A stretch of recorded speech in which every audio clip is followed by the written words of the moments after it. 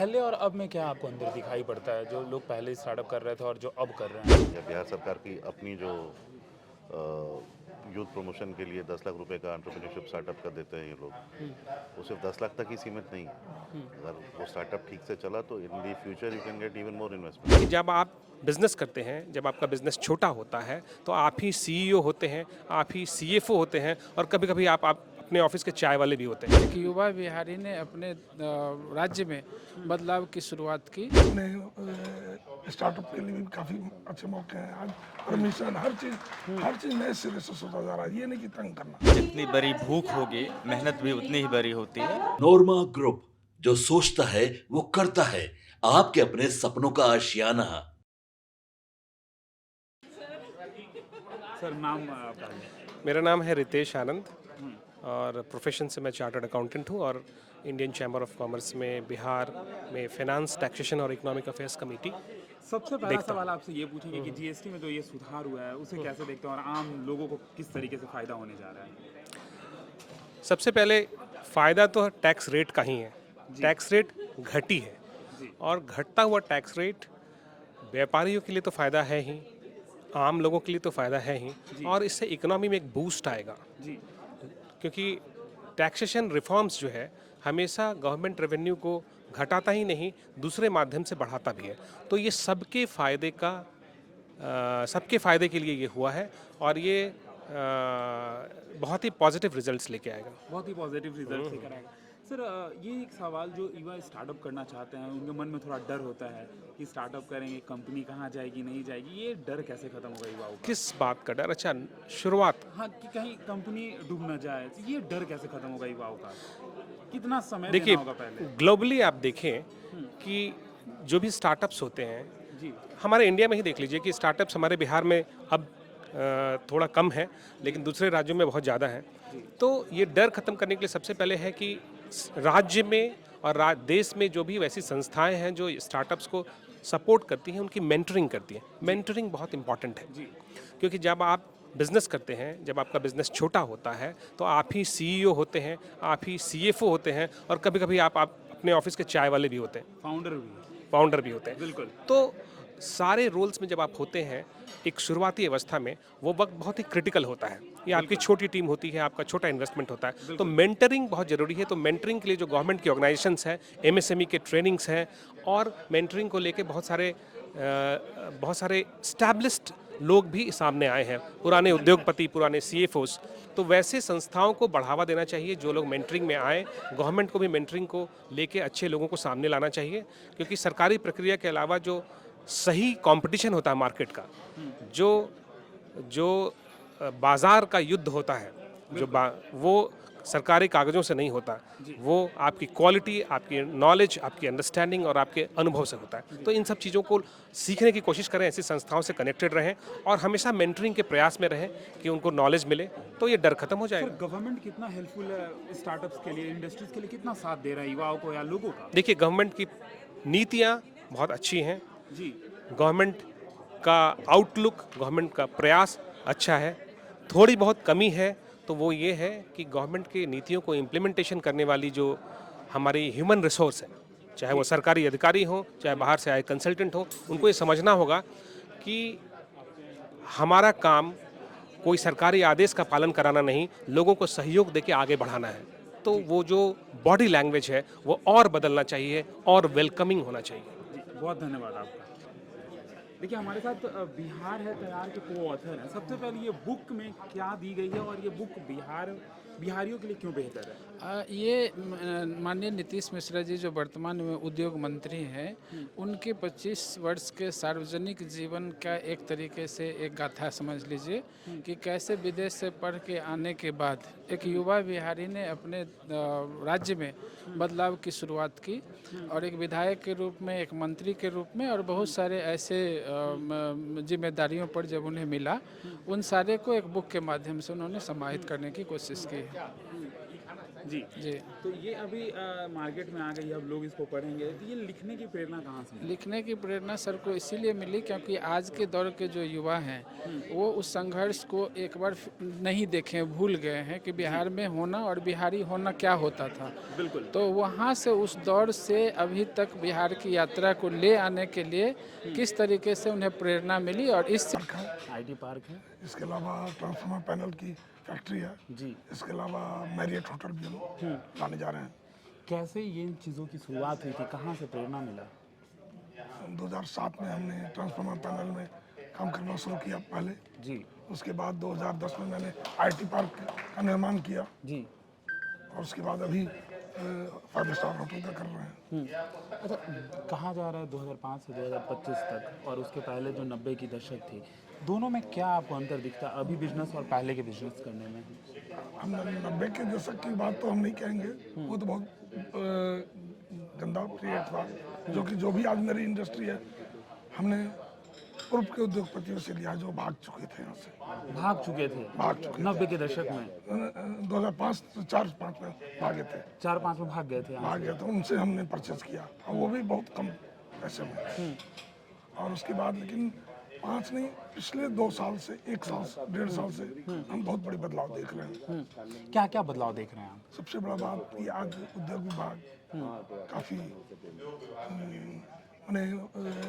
Startup के लिए भी काफ़ी अच्छे मौके हैं। आज परमिशन हर चीज़ नए सिरे से सोचा जा रहा है। ये नहीं कि तंग करना, हर पुराने जो भी फंस चुके हैं उनको भी एक नया मौका दिया जा रहा है कि नहीं, आप शुरुआत करना चाहते हो तो सरकार आपके साथ है। सरकार आपके साथ है। अच्छा, पहले के इंफ्रास्ट्रक्चर और अभी के जो इंफ्रास्ट्रक्चर है, क्या बदलाव दिखता है आपको?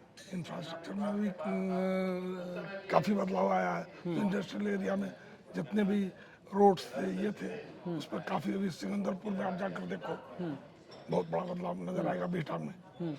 प्रभात जी, आपको जो अभी की सरकार है जो काम कर रही है, कैसे जो लोग यहाँ पे इंडस्ट्री सेटअप कर रहे हैं या जो लोग स्टार्टअप कर रहे हैं, कैसे साथ दे रही है सरकार? आज के डेट में तो जो अभी जो 5-10 दिन पहले जो पॉलिसी अनाउंस की गई है जी। उसमें जॉब ओरिएंटेड किया गया है और 1 रुपये के कॉस्ट पर जमीन दी जा रही है। अगर आप की कॉस्ट पे दी जा रही है और आप परमिशन लेने में भी काफ़ी सुविधा है। खासकर अभी जो हमारे मंत्री जी हैं इनके ये में काफ़ी बदलाव आया है। जो बाहरी लोग आकर यहाँ स्टार्टअप करना चाहते हैं उनको क्या कहेंगे आप? सही समय है, सही समय, एकदम सही समय। एकदम मतलब आइए, पहुँचिए। हाँ, लेकिन सरकार से एक डिमांड ये होगी, मैन्युफैक्चरिंग सेक्टर के लिए जो लोकल मैन्युफैक्चरर हैं, बाकी जगह बाध्यता है कि 50% लोकल से ही परचेज किया जाए, जो अभी यहाँ नहीं है। जी 25% है, जी। उसको 50% करें और इसको एश्योर करें कि उनको लेना पड़े। तो जीएसटी में जो सुधार की गई है, कम किया गया, उसको कैसे देखते हैं इससे बहुत बड़ा फायदा मिलेगा कंज्यूमर को। कंज्यूमर को? हम लोग को कुछ कम मिलेगा लेकिन कंज्यूमर को मिलेगा। कंज्यूमर को फायदा मिलेगा। बहुत धन्यवाद आपका। सर, सबसे पहले अपना नाम बताइए। राहुल। राहुल, किस चीज़ की इंडस्ट्रीज है आपकी? इंटीग्रेटेड फार्मिंग समझते हैं आप? Integrated farming. इसमें लेयर प्रोडक्शन 60,000 अंडे रोज प्रोड्यूस करते हैं। फिशरीज है 7 एकड़ में, तो पूरा फार्म रिलेटेड, बिकॉज बिहार जो है एग्री प्रधान जो है प्रदेश है, तो इसीलिए जो भी एग्रीकल्चर से रिलेटेड बिजनेसेस है उसमें जैसे फिश है, अंडा है, सर काम है हम लोग का। गवर्नमेंट की जो भी योजनाएं हैं वो कैसे आप लोगों को हेल्पफुल है, आप लोगों के लिए? दोनों चीज़ में सब्सिडी बहुत अच्छा है गवर्नमेंट का। 2019 में हमने सेटअप किया था और आज तक जो भी गवर्नमेंट से सब्सिडीज थी और बाकी चीज़ थी, हमको बिना कहीं दौड़े हुए सब कुछ साइट पे हमको मिल गया। सब कुछ साइट पर मिल जा रहा है। पहले और अब में क्या आपको अंदर दिखाई पड़ता है, जो लोग पहले स्टार्टअप कर रहे थे और जो अब कर रहे हैं? अभी जो हमारे माननीय मंत्री हैं, इन्होंने नया जो इंडस्ट्रियल पॉलिसी लॉन्च किया, या जो पिछले साल निवेश का जो एक मीटिंग हुआ था, 1,81,000 करोड़ रुपए का निवेश साइन होना, ये अपने आप में बहुत बड़ी बात है। आपने सुना ही हमसे पहले कि कैसे 2002, 3, 4 में लोग पलायन करके जा रहे थे और बहुत सस्ते में अपनी इंडस्ट्री बेच के जा रहे थे। अब लोग आना चाहते हैं, मूलभूत सुविधाएं उपलब्ध हो चुकी हैं, बिजली, सड़क, पानी सब बन चुका है, लॉ एंड ऑर्डर कंट्रोल में है। छिटपुट घटनाएं हर जगह होती हैं लेकिन लॉ एंड ऑर्डर कंट्रोल में है। जो बिहार के बाहर के लोग आना चाहते हैं उनको क्या आप लोग सजेशन करेंगे? बिल्कुल आना चाहिए। अब आप ही बताइए, मुद्रा योजना हो या बिहार सरकार की अपनी जो यूथ प्रमोशन के लिए 10 लाख रुपए का एंटरप्रेन्योरशिप स्टार्टअप का देते हैं ये लोग, वो सिर्फ 10 लाख तक ही सीमित नहीं है। अगर वो स्टार्टअप ठीक से चला तो in the future you can get even more investments, आपको और इन्वेस्टमेंट उसमें मिलता है। तो हमको नहीं लगता है कोई भी कारण है हम लोग को बाहर जाके काम करने का। अगर इच्छा शक्ति है, दृढ़ शक्ति है, तो आप यहाँ बिल्कुल काम कर सकते हैं, कोई डिस्टर्बेंस नहीं है और कोई इंफ्रास्ट्रक्चर का प्रॉब्लम या लॉ एंड ऑर्डर का प्रॉब्लम नहीं होगा। युवाओं को क्या कहेंगे आप लोग स्टार्टअप के लिए? मतलब हम तो खुद ही उस स्कूल ऑफ थॉट के हैं कि you should be a job creator not a job seeker. तो हम लोग इसीलिए हमने सोचा था कि 45 साल की उम्र तक हम नौकरी करेंगे, उससे छोड़ के अपना काम करेंगे। 45 साल हमने नौकरी, 20 साल नौकरी की, जिसमें हम विदेश में भी रहे। डांगोटे ग्रुप के सीईओ थे हम साउथ अफ्रीका में, वहाँ से वापस आके अपना काम शुरू किया। तो आप समझिए बिल्कुल प्रोत्साहन है, यू शुड कम, वापस आइए बिहार, काम कीजिए। धन्यवाद। सबसे पहले स्वागत है दिलखुश जी आपका। Thank you. अपने स्टार्टअप का नाम बताइए और कैसे इसकी शुरुआत की आपने, ये लोगों को बताइए। मेरा स्टार्टअप का नाम है रोड बेस और ये बिहार की अभी सबसे बड़ी मोबिलिटी कंपनी है। हम लोग बिहार के एक एक गांव को पहले पटना से जोड़े, अब जितना एयरपोर्ट सिटी है उससे जोड़े, लाइक दरभंगा, गया। अभी हम लोग 17 सितंबर को रोडवेज लोकल लॉन्च कर रहे हैं, जो बिहार के हर गांव में ट्रांसपोर्टेशन को सुगम बनाएगा और टैक्सी की अवेलेबिलिटी हर लोकेलिटी में अवेलेबल मिलेगी, छोटा राइड के लिए हो या बड़ा राइड के लिए। तो हमारा मोटिव भी है जो मोबिलिटी में एक नया चैप्टर लिखना, और रोडवेज वही लिख रही है। एक गरीब घर से निकलकर इन तरीके के सपनों को देखना, बाद में पूरा करना, कैसे हुआ दिलखुश जी? देखिए, भूख इसके लिए ज़रूरी होता है। मुझे लगता है जितनी बड़ी भूख होगी, मेहनत भी उतनी ही बड़ी होती है। विफलताएं जीवन का एक पार्ट है। मेरा अपना मानना है विफलता प्लस मल्टीपल विफलता इक्वल टू सफलता। तो एक एंटरप्रेन्योर जब अपनी राह पे निकलता है तो ये गांठ बांध के निकलता है, जो हमें विफल होना है, फिर से खड़ा होना है। जितनी बार गिरेंगे फिर से खड़े हो जाएंगे, और एक एंटरप्रेन्योर इनोवेशन के लिए ही जाना जाता है। जी, आपने कई कामों को किया, ऑटो चलाया, सब्जी बेचा और फिर आज यहाँ तक पहुँचे। सफ़र को 1-2 मिनट में एक्सप्लेन करिए दर्शकों को। एक्चुअली बहुत बड़ा कोई मेरा बचपन से विजन नहीं था। वो धीरे धीरे काम करते गए। बाद में स्टार्टअप इंडिया आया मोदी जी का, उसमें हम लोगों को मतलब स्टार्टअप क्या होता है वो समझने का मौका मिला, उससे बेनिफिट मिला। फिर स्टार्टअप बिहार आई, मतलब ये इंक्रेज़ किया लोगों को, ताकि लोग स्टार्टअप की तरफ जागरूक हो, और हम लोग भी उसी को पकड़ के इसमें अपॉर्चुनिटी ढूंढने लगे, और उसी का नतीजा है जो आज रोडवेज बिहार के हर गली मोहल्ले में दिख रही है। एनडीए सरकार के आने के बाद क्या कुछ बिजनेस में आप लोगों को हेल्प मिला?